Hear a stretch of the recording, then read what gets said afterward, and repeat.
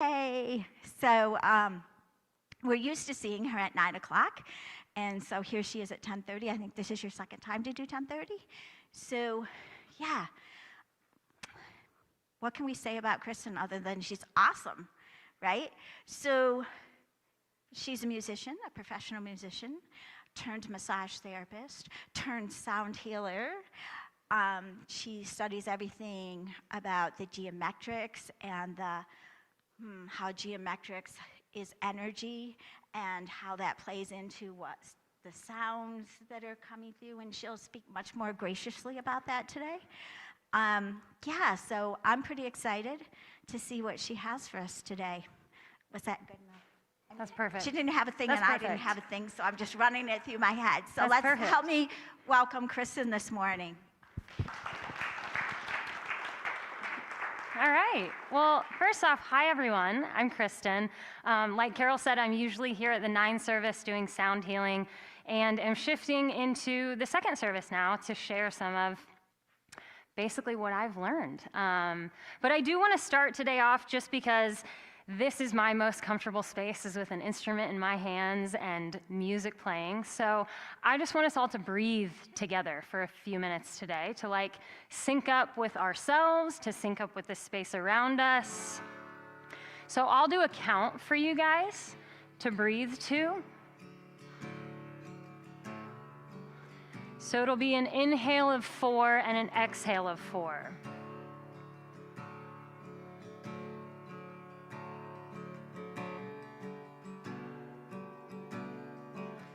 So inhale, 2, 3, 4. Exhale, 2, 3, 4. Inhale, 2, 3, 4. Exhale, 2, 3, 4. Inhale. Exhale. Inhale. Exhale. Inhale. Exhale. Inhale. Exhale. You can just let that breath return to its nice, natural rate.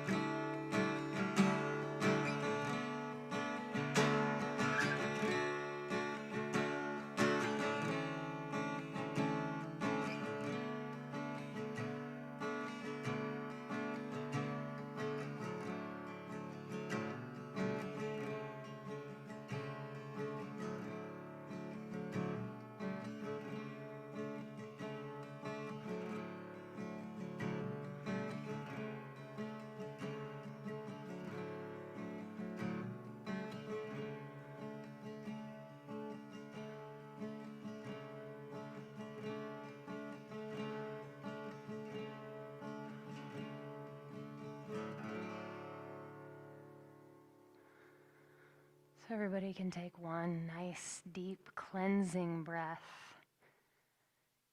And when you're ready, you can open your eyes up and join us all in the room.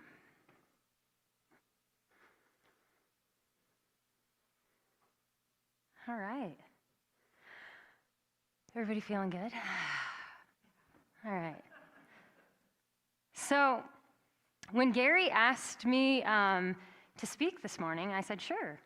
what do you want me to speak on? I said, my areas of specialty are basically sound and universal design. And he said, well, the theme for the month is soul liberation, so run with that. And so for me, my lens, which is sound, will definitely be weaved through this. But basically the first thing that I want to do this morning is just sort of give us a definition of soul liberation so that we're all kind of on the same page with what it is that we're talking about. So when we talk about the soul, for me, the way that I understand that is the soul is the individual expression of the divine in each of us. So the way my mind sees that is we are each a song, and we each have a song that the divine has seated in us. And in order for that music to be heard, we have to align with that song so that it can come through. So the soul is that seed that is the individual. So it is unique to you. And so what we want to do is we want to bring that out. We want you to show up. And so I just wanted to share a little bit, just a story from my own life. So when I was a kid, I was obsessed with basketball. I loved basketball. We had, when I was up until the age of 10, we lived in Illinois. And my dad and my brother's older than me, they put in a basketball goal in our driveway. And I remember my brother put his handprints in the concrete. And I was like, oh, I want to put my hand in the concrete. But, it was the guys' thing, so that's what they did. And every day after school, I would come home and I would grab a basketball. And I would shoot the basketball until Mom was like, hey, dinner time. I'd go in, I'd have dinner, I'd come back out, I'd shoot the basketball again. Like, that was just... It was right there in my driveway. I loved it. It brought me so much joy. And so, that was childhood. And when I was in 4th grade, I actually went to, it was called the hoop shoot. And it was basically every kid, and I don't know if it was just 4th grade, but basically all the 4th graders, you went to like the gym or whatever, and you each got a set of free throws. So you shot 10, 10, and then 5. And so, then you would count, okay, of those, how many you made. And it was like a state competition. So by this point, I was living in Indiana, and basketball in Indiana is a huge deal. So the hoop shoot in 4th grade was a big deal. And I actually ended up being the kid who in my school made the most free throws. And so I got to go on and go to the regional competition and compete with kids from other schools. And, I was a little kid. Like, I definitely didn't walk into the room and intimidate anyone. And so it ended up basically being down to 2 of us. And the girl that I was up against was about double my size and ended up making 1 more basket than me. So I didn't win that. But, fast forward, and now I'm in middle school. And middle school is that time where you actually get to... So there were club teams, that I played on when I was younger. But now is the time when you get to do tryouts for school. So, middle school basketball tryouts come. And did I try out? I did not. I didn't try out. And I chose, actually, to try out for cheerleading. So I have 2 older sisters. Both my older sisters had been cheerleaders. I loved basketball. And now is my choice where, okay, am I going to follow and do what sort of my siblings have done, or am I going to do like what I love? Now, mind you, by this point, by middle school, we've started to develop that internal voice that creates what I call noise, right? The chatter in our mind that's telling us, you should be doing this, but you really want to be doing this. So by this point in middle school, I had a voice in my head that was telling me, you probably should try out for cheerleading, not do basketball, because cheerleading is what girls do. And so I had inherited a belief by the time I was 12 that told me there was something about me that ought to be different than what it was, right? We inherit beliefs. We inherit beliefs from our families. We inherit beliefs from our society. We inherit beliefs from our friends. So belief is a big, big deal when it comes to soul liberation, okay? Because at that point, when I made that decision at the age of 12 to say, I love this, but I'm not gonna do that, I'm gonna do this instead, because this is what I think I'm supposed to do.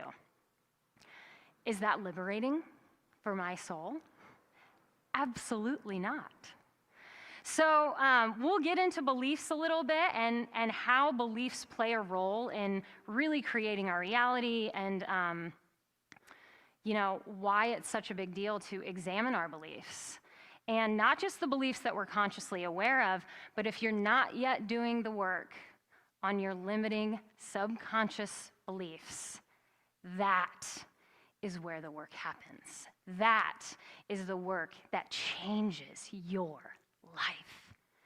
So, sorry, I feel emotional about it because it's powerful stuff, you guys. Like, these are beliefs that you have no idea that you have, that are ruling your life. And so it's important to do the things that we need to do to get those beliefs that are under the surface, that are running the show, to align with the truth of who we are. And we'll get to that. Anybody in here have Disney Plus? Disney Plus streamers. Okay, so Disney Plus is great. I'm not a spokesperson for Disney by any means, but they also have Nat Geo stuff on there. And my wife Rachel and I are massive nature nerds, so we love the Nat Geo stuff. And a couple weeks ago, we actually watched a documentary called The Rescue. Anybody heard of it by any chance? No? Okay. Well, maybe you haven't heard about this documentary called The Rescue, but possibly you heard about in 2018 a Thai soccer team that was trapped in a cave. Global news. So The Rescue it's streaming on Disney Plus through Nat Geo, and it's basically the story of how they rescued all of these kids and their coach from the cave. Crazy story, you guys. So basically this cave, they go and they play in it in Thailand. It's like a thing, and you can be in there when it's not monsoon season.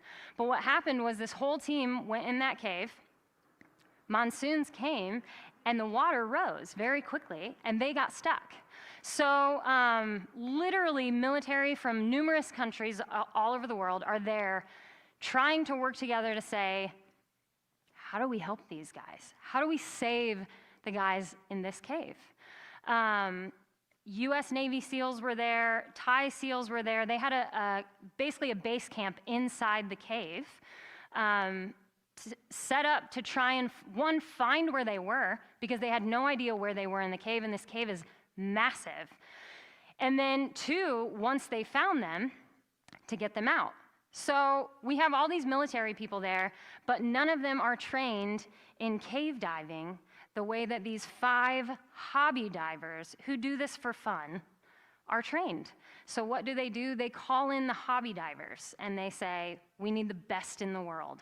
And so they bring in these hobby divers, and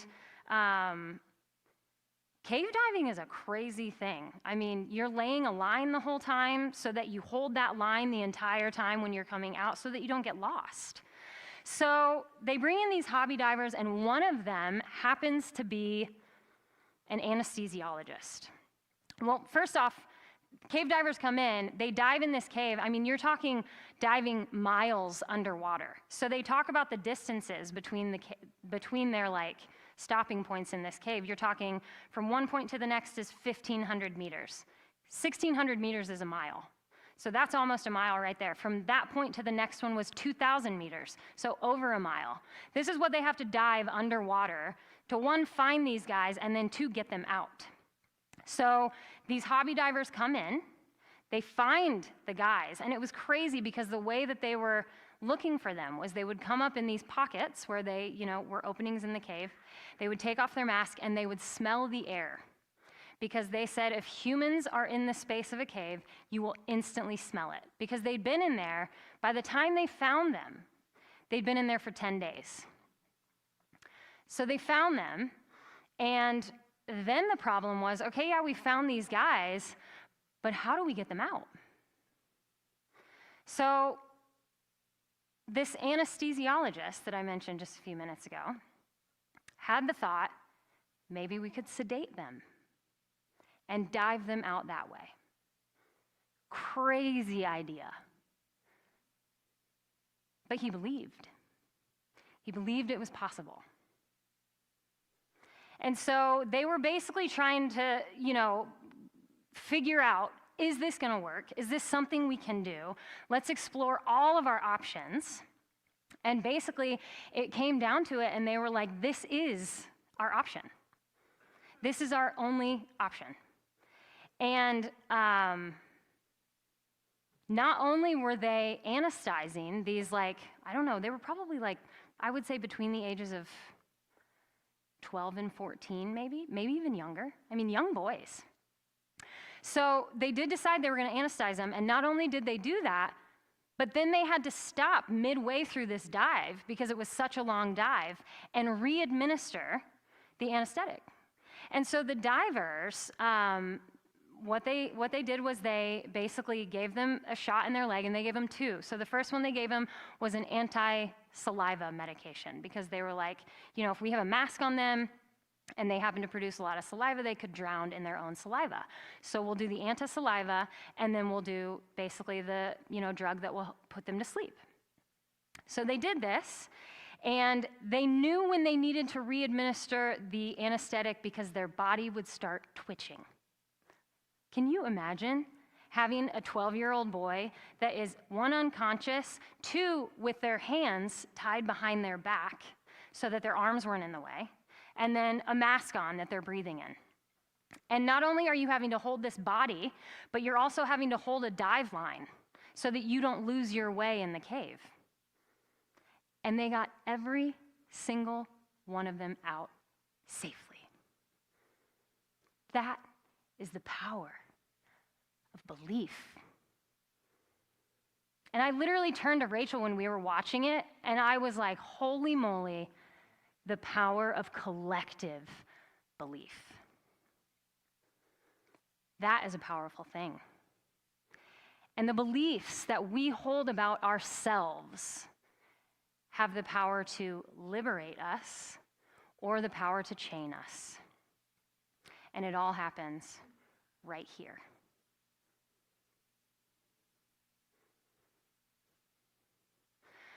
So when we talk about belief, and we talk about how we interact with the environment through our beliefs, and again, I cannot stress enough the subconscious beliefs, because that is what is running the show.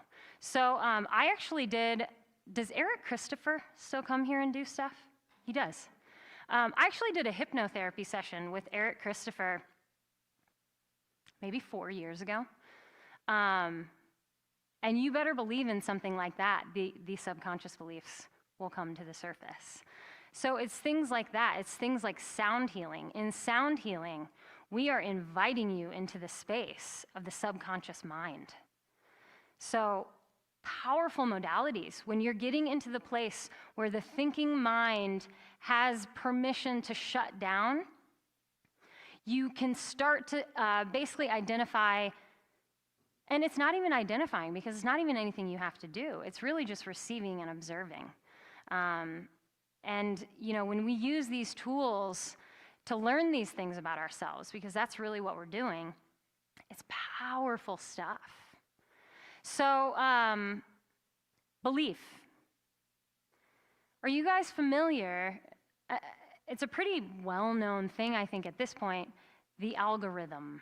If I say the algorithm, does that ring bells for people? Yeah. So if you're on social media, I think Google does the same thing, actually. So it doesn't even have to be social media. Rachel's my wife right up here. Her Instagram is the perfect representation of this, because we like to reel, right? Like reels, they're the little videos that you can just be entertained by for hours if you get sucked into it. But the way that it works is, as soon as you like something, as soon as you share something, the algorithm sees that. And what it does is it says, oh, they like this. Let's send them more of that, right? Naturally, like if they can recognize, oh, they're sharing this, they're liking this, they're engaging with this, well, let's give them more of what we know that they're showing an interest in. So every time you click like on something, that algorithm is tracking that, and it is feeding back to you what you are putting out. That is how the field works with our thoughts. So belief is created essentially by our own thoughts about something.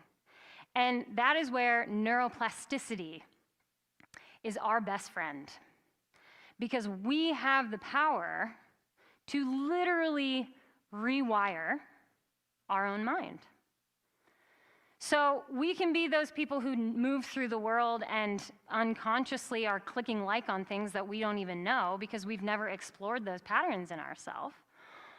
Or we can go into the algorithm and say, gosh, I really need something new to show up in my feed. Let me do something different.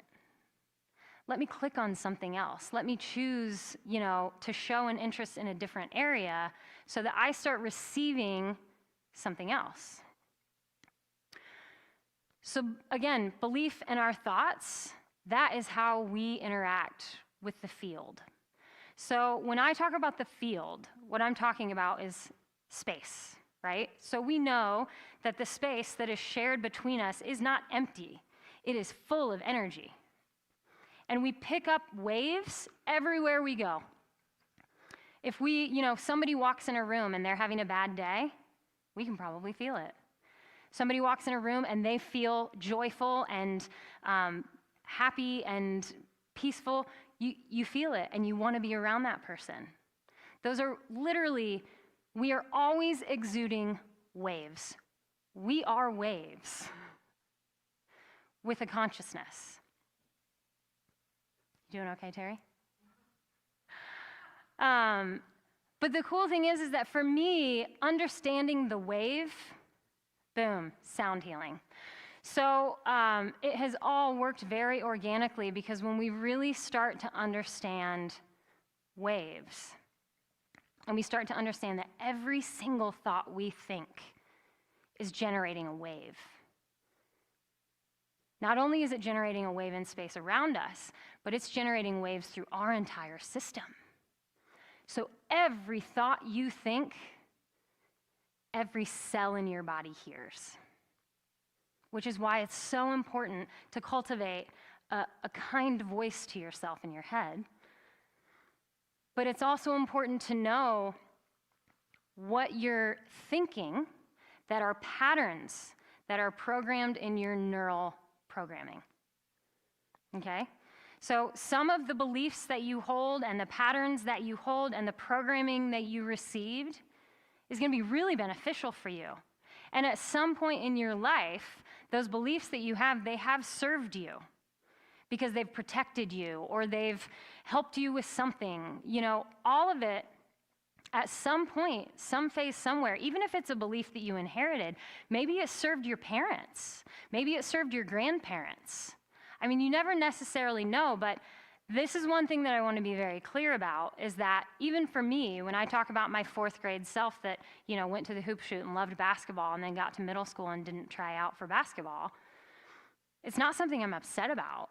I'm very grateful for the journey I've taken because the choices that we make and the beliefs that we hold, they're serving us to an extent, but we outgrow those if we allow ourselves to. And we feel the discomfort when we're at that edge where we're ready for a new wave of growth, but our beliefs are saying, no, wait, this is who you are. Stay within this. This is what you know. This is how you've operated. This is what we do. But we have a choice. And that choice allows us to shift into a space where we say, okay, I'm ready to observe myself, for one, and I'm ready to learn the beliefs that I hold that I didn't know that I held that are causing my soul to feel less than liberated. So how do we identify soul liberation? If that's the goal, and we know that subconscious beliefs are a barrier to that goal, how do we even know if we've and it's not something to achieve by any means, but there are telltale signs of a soul that is free. And the number one thing is going to be joy.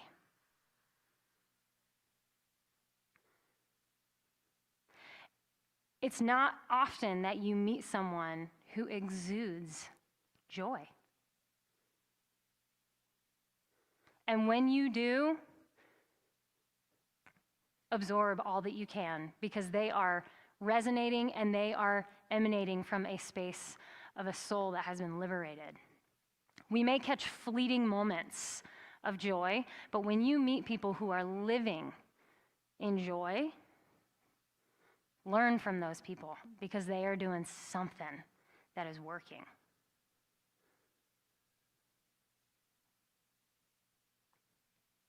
So when we talk about a life that's lived in joy, and we talk about that being a telltale sign of soul liberation, the other thing that goes hand in hand with joy is peace. And that is a hard thing to come by in this society, because we have so much noise, not only in the world around us, but in our own minds. When we can master what's happening here just pours forth. And the truth of who you are is held right here in your heart space. And so all that we have, and I say all that we have to do, makes it sound very easy, but it is work. But all that we have to do is really quiet this and align with the truth of who we are. Because we've inherited all these beliefs that tell us, you should be doing this, and you should be doing this, and here are these standards, and you have to meet, this is who you're supposed to become. But not a lot of those things that we've been taught and told and made to believe that we're supposed to be are necessarily true. But you don't know that if you never explore the beliefs that you hold, or why you believe the things that you believe. I feel really grateful because I have a partner who has definitely encouraged me to do that. And I'm a curious person anyway. So I like to know what I'm doing and why I'm doing it and where that came from. And a big thing for us recently has been our lawn. So we live in a society that tells us this is what your lawn is supposed to look like. You're supposed to have this beautiful grass, no weeds, this idea of this perfect lawn. Does anybody know where that came from? Because I can tell you, because I've looked it up. Because I want to know, why am I doing this? It's a program that I received. I mean, my dad was the dad that was, you mow north and south one week, east and west the next, northwest to southeast, then southeast to north. I mean, very particular. The lawn is actually it's a status symbol. It came from England. And the lawns were all about status. And I'll be quite frank with you, I don't really care about that. So in our neighborhood, we have grubs. Anybody else have grubs in their neighborhood? They're brutal, right? I mean, they love turf grass. So when we first moved into our house 6 years ago, we were like, all right, we can manage this. There's, chemicals and stuff that we can put down, and we can eradicate these things. And sure, you can, but then there's also a noise that's generated for me if I'm dumping chemicals on the earth, because I'm so deeply connected to Mother Earth now. And the sacredness of all life, not just the grass, but the grubs are actually sacred too. So, we have had to work through this programming of, oh my gosh, I want my lawn to be this idea of this perfect lawn, because when it's not, it's noisy. But the reality is that the belief that I received in regards to that is not in alignment with who I am. So I had to revisit that belief, and now I'm in the process of reprogramming it and recreating something entirely new. So we're building a 400 square foot pollinator garden in our yard, which we're actually really, really excited about, and it has the potential to be so beneficial. But that is another example of a belief that we inherit, and we don't necessarily know where it comes from or why we do these things. But the first step in rewriting those beliefs is to examine them. So with sound healing, again, beliefs are thought forms. Thought forms are waves. Everything is a wave. I'm not going to dive too much into the technical workings of sound healing or the geometries. That's not what we're looking at today. I was actually really excited because I felt like I had a little more freedom to step away from like the teachings of the specifics and just get into like sharing with you guys a little bit today. So when we do modalities like this, again, we're stepping into this space where we say, I'm ready to turn off my conscious thinking mind. I'm ready to step into the space of the observer, like Annie talked to us about in the first service this morning. And I'm ready to learn about myself. Why I do things the way I do, why I choose the things that I choose. Do these choices align with me? Or are these choices aligned with this idea of who I'm supposed to be because I live and exist in this space, and it's what I'm told I'm supposed to do? Those are things that if we are going to liberate our soul, we have to look at those things. It's about knowing who you are. And it's about loving who you are. Because when you fully love and accept all of who you are, it's really quiet in here. And then your soul can show up in the world in alignment with the divine as the divine instrument that each and every one of us is. I'm no different than anyone in this room. And everyone here, we are all instruments for the divine to work through. But in order for that to happen, in order for our soul to be liberated, for the divine to move in and move through and create through us on this plane, we have to show up as our truest self. And that is unconditional love and acceptance.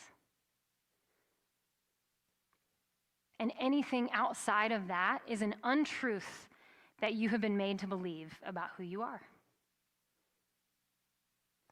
You come from love. And I can speak about this simply because I have explored the design of reality. So when we get into, specifics about how this works, we are harmonics of the one fundamental. And when we are in tune with that, we are aligned with our highest self. We have love, we have peace, we have joy, and things can happen in our life that we would have we couldn't even conceive of the things that will show up in your world. But it does require a little bit of work. And that's where environment is a big, big deal. Because if you're in an environment that says, no, we like you as you are, we like hanging out with you in this space, and we don't want you to change, do you think you're gonna really make the changes that are necessary to shift into this space of being liberated and free? Questionable.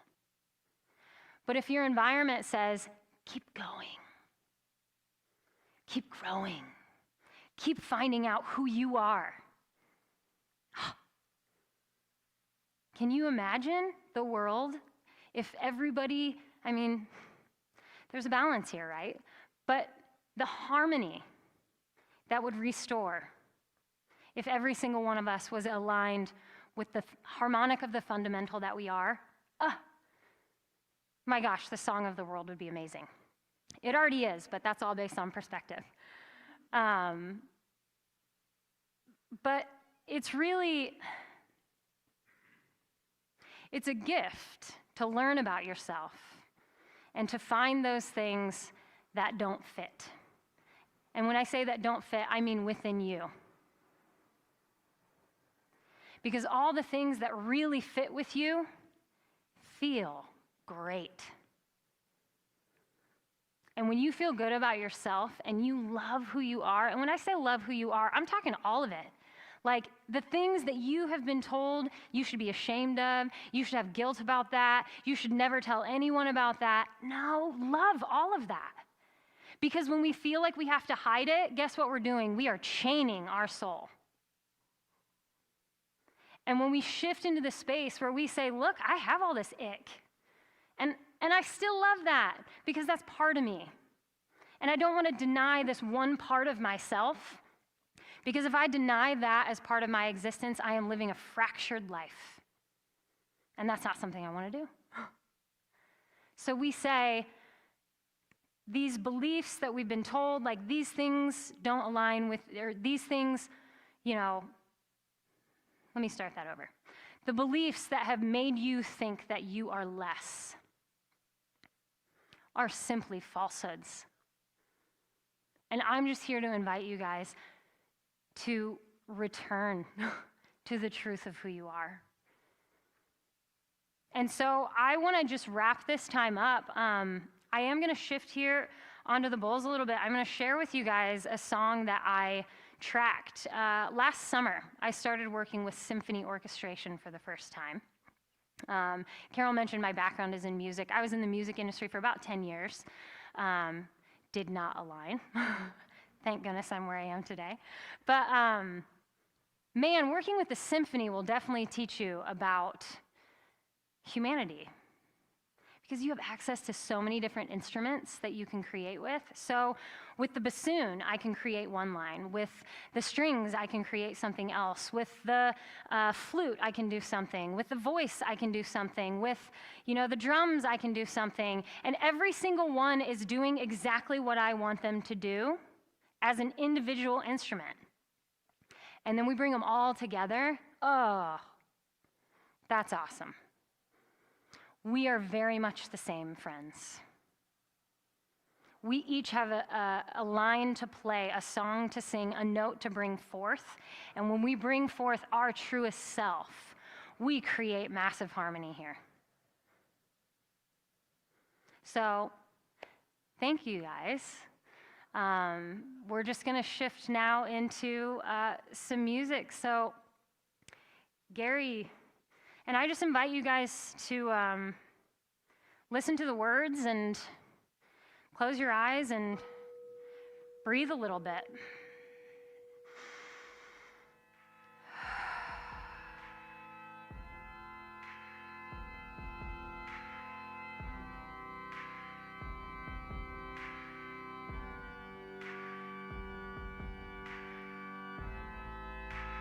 Born like the stars, particles of light, organized by harmony, energized by the breath of the Most High, held together by a force unbreakable, by the first wave, the fundamental frequency, unconditional love.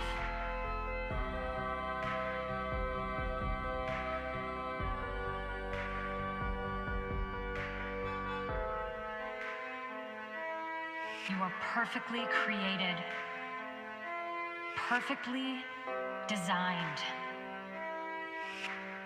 You exist because the great consciousness desires you.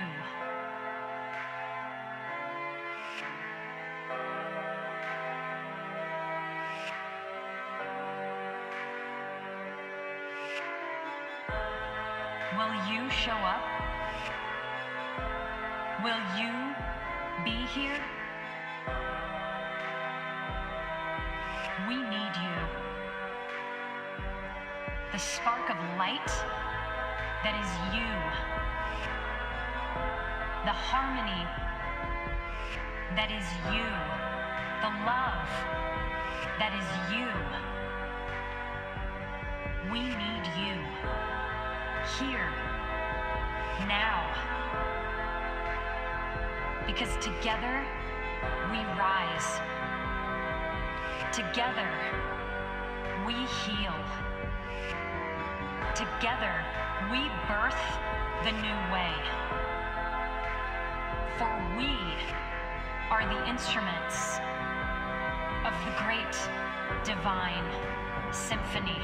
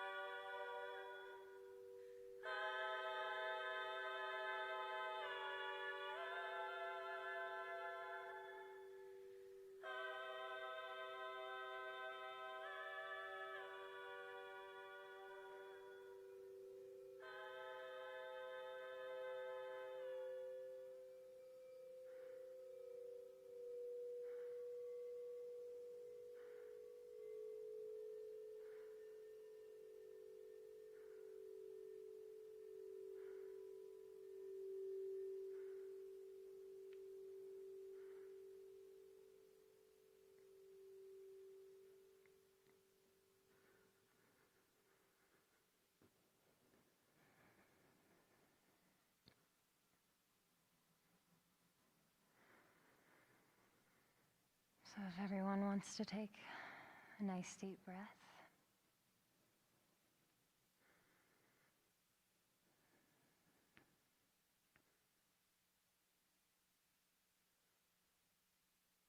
Thank you all so much. We are the instruments, every single one of us. And I know who you are because I know who I am. Thank you. I honor the place in you where the entire universe resides. I honor the place in you wherein lies your light, your love, your joy, and your peace. For when you are in that place in you, and I am in that place in me, there is only one of us. Namaste.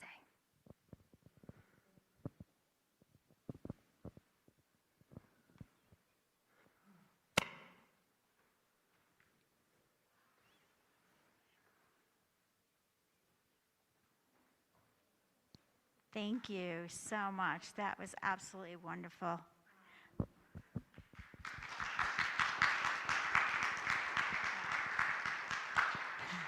Before you take that mic off, is there something you'd like to share what's coming up next, what your website is? Get that all on the feed for the live. Thanks for saying that.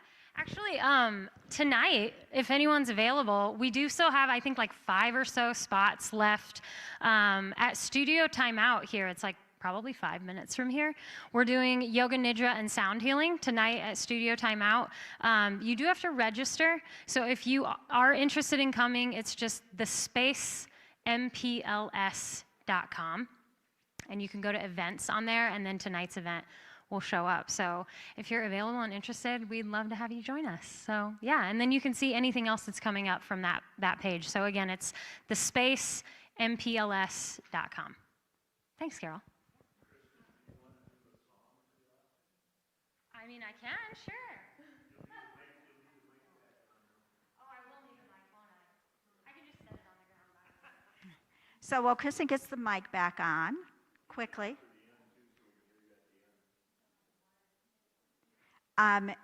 It's time for us to do an offering, and Annie and John are going to help us out with that this morning. So as we know, we are our own mothership, and we really depend on everybody digging deep and sharing all the green you can this morning. And again, if you can always go to our website and share on a donation button there, and there's also a Venmo by the door that you can do the QR code. So, thank you.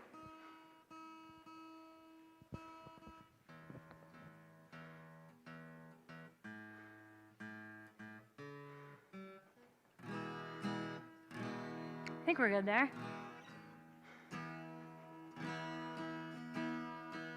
This was unexpected, but this is what I do, so.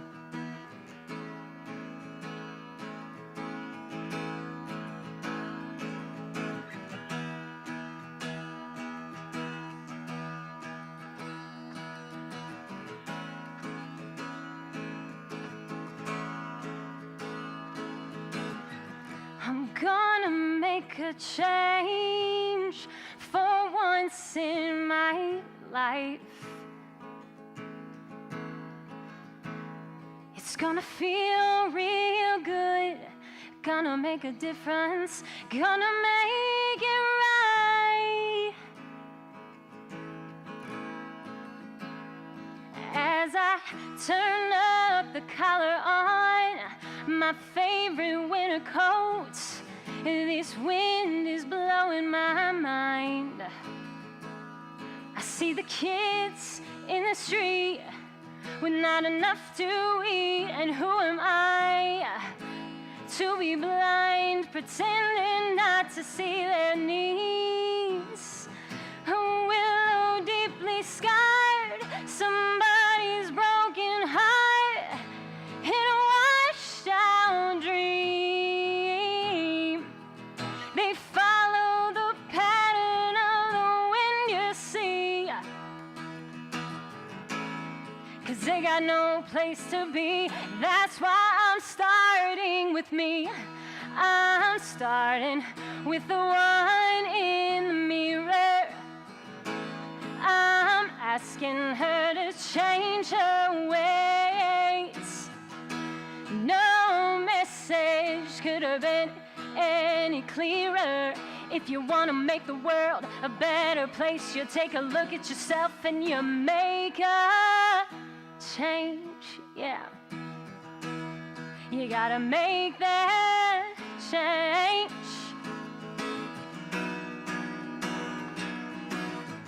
I've been a victim of a selfish kind of love for most of my life. There are some with no home and not a nickel alone. Could it be really me pretending that they're not alone? A willow deeply scarred, somebody's broken heart, and washed out dream. They follow each other on the wind, you see. Yeah, 'cause they got no place to be. That's why I'm starting with me. I'm starting with the one in the mirror. I'm asking her to change her ways. And no message could have been any clearer. If you want to make the world a better place, you take a look at yourself and make a change, yeah. You gotta make that change.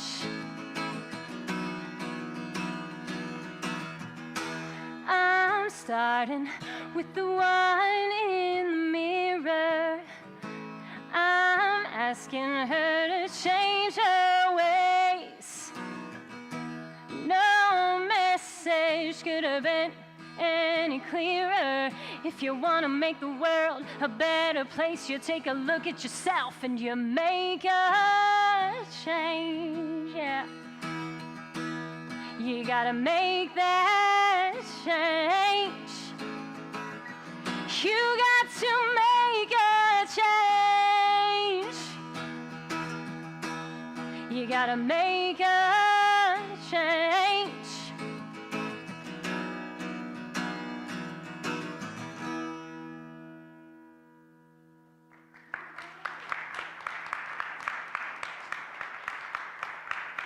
Thanks, friends.